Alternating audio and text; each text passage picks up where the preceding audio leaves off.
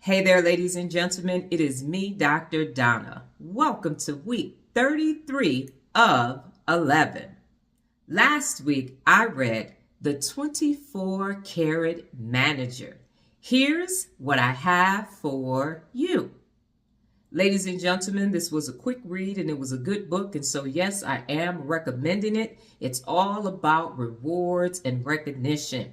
And we know two of the principles of real leadership, well, one of the principles of real leadership is to reward openly, and the other one is to reprimand privately. So when you are giving rewards and recognition, this is a great book. It has some great ideas in it for you, and I'm going to share that with you right now. A couple of things first before we get to the 7 short things about recognition. Here are 2. Treat your employees right, and they will treat your customers right. If you treat your employees right, your customers will be treated right as well. Isn't that an interesting concept? So if you've ever been a customer and employees are treating you like shit, look up at the top because that's where it came from. If you've ever had a great customer experience, look up at the top because that's where it came from. Next is managers are the ones who actually build a carrot culture for awards and recognition.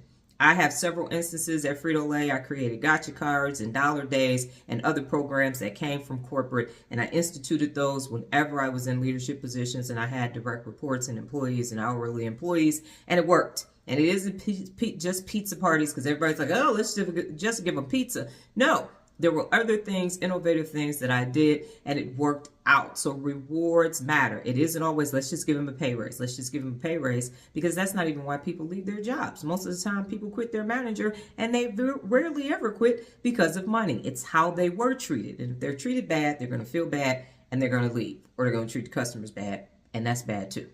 Okay, so here are the 7 short things about recognition. Number 1, no pain, no gain. It's going to be challenging. When you first start out, when I first started Dollar Days at the Sterling Heights facility, it was strong union culture. People they were not locked in. They weren't inspired or motivated to work, and it was a hot mess. And so it took some time, but we got there, and it is worth it in the long run. Number 2, carrots improve your eyesight. And the book recommends get out from behind your desk and go out and see what's actually happening. And by noticing and recognizing the right behaviors, that's going to strengthen the relationship with your employees. So it's not a matter of always catching them doing something wrong.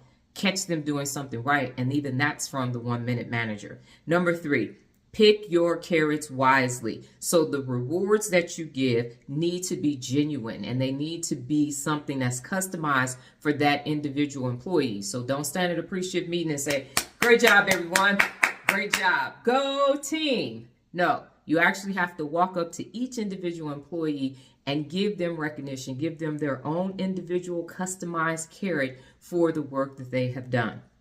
Number 4 is it's an all-in presentation. It's all in the presentation. And that means that the praise and recognition must be specific to have an impact. And so you can bring up employees for Employee of the Week, something that they've done outstanding. Invite their family members and their friends. When I won Zone Sales of the Year, 2 different zones, we went to the Fiesta Bowl. We were able to bring a guest, and we had pictures and jackets and trophies and everything else that they gave us. So make it special. Okay, it's all in the presentation.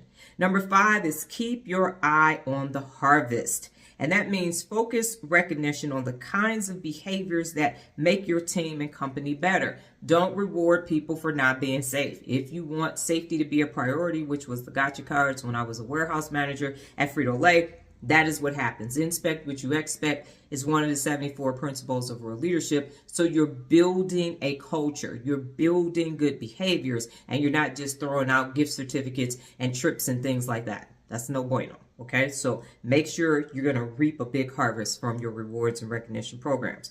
Number 6, make formal milestones worth remembering. And when I worked at Frito-Lay, your 5-year, your 10-year, your 15-year, you ended up with more weeks of vacation. And then you had a catalog that you picked things out of. And then you got a little thing, a certificate signed by the president of the company and all these other things. I kind of threw that away, but that's another story for another day. Anyway, it makes it better when it is a milestone celebratory event.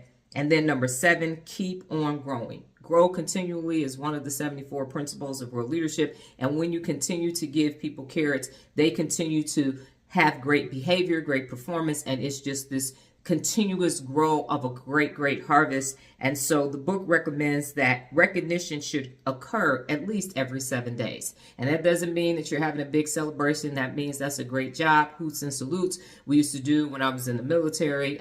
They had a program that they had at Starbucks that I saw employees doing. They were on cards and telling each other what they noticed about them. I'm not quite sure what that process was called, but I thought it was a great idea. So having something happen weekly keeps the momentum going. If you are planting something and you water it once a year, it's not going to grow, it's going to die. So that's the same thing with the carrot principle. So yes, this is a book that I am recommending, especially if you are new to leadership or new to management. Become a 24 carrot manager. Last week's meditation. I stopped posting on social media, the 4 a.m. club, and doing the journeys. And it was interesting.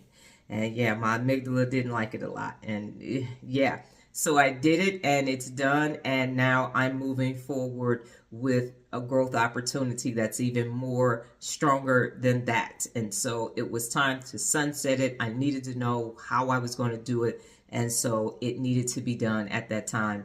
And it's been interesting. I feel like I had lost something. And so, yeah, after that much time, 6.5 years and 9.5 years, it was like, and now you're not going to do this anymore. And yeah, but I did it. And so, yeah, it was interesting.